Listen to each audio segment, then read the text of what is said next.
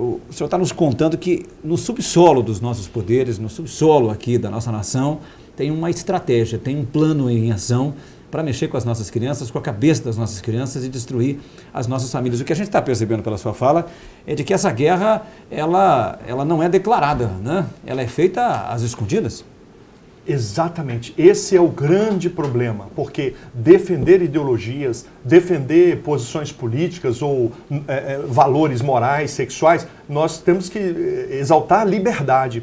Mas o que esses grupos marxistas e socialistas culturais, anarquistas também, o que eles fazem é se esconder na bandeira dos direitos humanos. Eles se escondem atrás de placas, de bandeiras nobres. Combater a discriminação, combater o preconceito, isso é nobre. Defender minorias, isso é nobre. Mas isso é o que eles alegam fazer. Quando nós vamos ver o que efetivamente eles estão fazendo, você vai verificar que eles estão fazendo uma corrupção sistemática mediante erotização, pornografia e incentivo de crianças e adolescentes à prática sexual, incentivo às crianças e adolescentes à masturbação. Imagine vocês, materiais didáticos, numa escola com alunos de 6 a 8 anos. O material didático que vem do MEC contempla numa das suas páginas, incentiva as crianças a se masturbar e alerta, não conte para os seus pais. Esse material foi apreendido na cidade de Fernandópolis, em São Paulo, mas também em Recife nós temos outros exemplos, e pelo Brasil afora. Então a própria escola viola em seu material didático o direito da família na formação moral dos filhos. E ainda diz para o filho não contar para o pai. Algumas escolas contemplam material que diz assim, os segredos da escola, coisas que você não deve contar para os seus pais. Então, os pais que são responsáveis civis pelo comportamento dos filhos, os pais, a família que vai arcar com as consequências dos atos dos seus filhos, porque de acordo com a lei brasileira, os pais, a família é responsável por qualquer dano que o filho praticar, filho, criança ou adolescente, a terceiros. Mas não é só isso. Se a criança, uma menina engravidar, quem vai visitá-la no hospital? Os pais. Quem vai ter que cuidar da criança, do bebê? Os pais. Então, a própria lei, contemplando a responsabilidade da família, é que determina, já que a família é que arca com as consequências, a formação moral é direito da família. Então o professor, ele fica, esses que praticam esses abusos, não são todos, muitos se opõem a isso. Mas esse material didático que incentiva a erotização das crianças está violando o direito da família. De acordo com a Constituição brasileira, é a família que deve orientar os critérios morais na formação dos filhos. Bom, se os meus filhos estão sendo doutrinados em sala de aula, se os meus filhos estão tendo lá, sendo ensinados, né, a utilizar a sua sexualidade, a maneira como querem professores e diretores de escola, é possível punir esses professores? É possível punir essa escola? É o que eu quero que o Dr. Guilherme Schelm nos responda já, depois do nosso intervalo.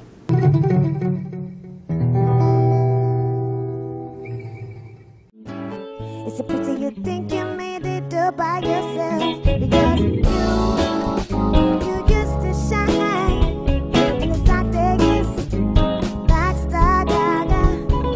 You were once a child, but now you're grown up. You just swim on the surface, but now you've been taking it down deep. Well, the waking up's up, but now you're wet full of steam.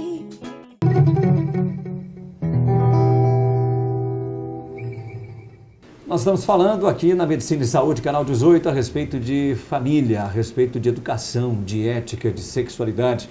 E nós recebemos com uma grande honra, com grande satisfação, o Dr. Guilherme Schelm, que é procurador da República e um palestrante, escritor, um batalhador pelas causas da família e também pela defesa da infância, que as crianças têm o direito de ser crianças e não adultos pequenos, como ele costuma dizer. Estão tentando fazer com que, tratando as nossas crianças como se fossem adultos pequenos. Ele está denunciando aqui, através do nosso programa e através das suas palestras, através dos seus livros, que isso tem ocorrido dentro das salas de aula, olha, sem que nós pais saibamos. Doutor, a partir do momento que a gente tome consciência disso, que a gente saiba realmente que está acontecendo isso dentro de uma sala de aula, é possível acionar o Poder Judiciário? É possível punir aqueles que estão mexendo lá com a cabeça das nossas crianças? É possível, mas eu proponho antes, conhecendo esse sistema, que nós tenhamos uma atitude consensual. primeiro, ir à direção da escola, aos professores, às próprias famílias e conscientizá-las de que criança não é um adulto pequeno. Quem reconhece isso são as empresas, as empresas de propaganda e publicidade de todo mundo. Os conselhos de autorregulamentação de publicidade e propaganda da Europa, dos Estados Unidos e do Brasil, as empresas que querem vender produtos e serviços, elas reconhecem unisonamente, todas, que criança possui vulnerabilidade psicológica. Ou seja, a propaganda dirigida à criança tem que ser especial, porque a criança não tem capacidade de lidar com a informação. Porque pelo seu estado de desenvolvimento, a criança ela não sabe distinguir o que é informado, ordenado ou sugerido. Ela toma tudo de forma ainda muito precoce, ela não tem habilidade.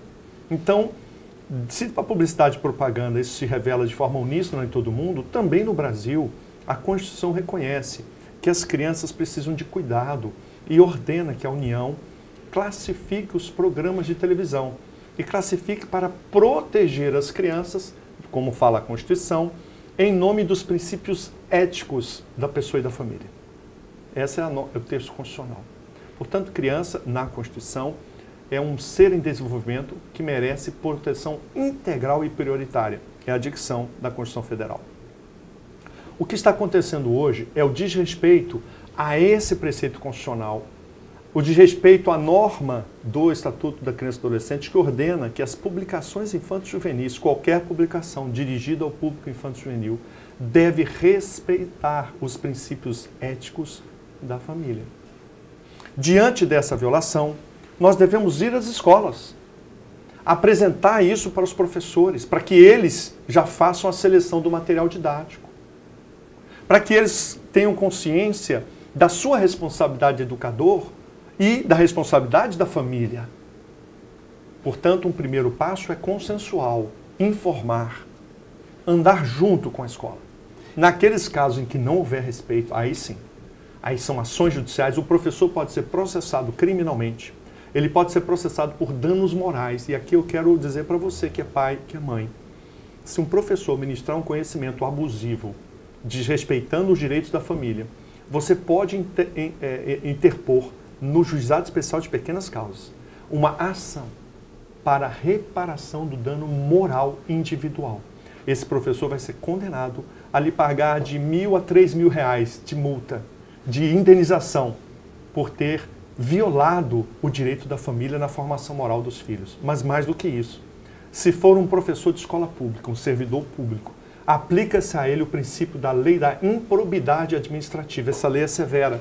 Aquele agente público que diz respeito aos princípios éticos da sua função, de acordo com o artigo 11 da lei de improbidade, esse servidor público, e no caso um professor, ele poderá ser processado para uma aplicação de uma penalidade que varia de demissão, multa de até 20 vezes o seu salário e restrição, suspensão dos seus direitos políticos. Então, a lei de improbidade administrativa é muito severa. Portanto, a gente entende que é necessário esse caminhar consensual, mas onde houver resistência abusiva e continuar a violação de direitos da criança, qualquer família, não precisa ser coletivo não, pelo contrário, qualquer pai ou mãe pode propor ação de dano moral contra o professor e representar o Ministério Público, o promotor de justiça da sua cidade, para que analise a possibilidade propositura de ação de probidade administrativa contra o professor.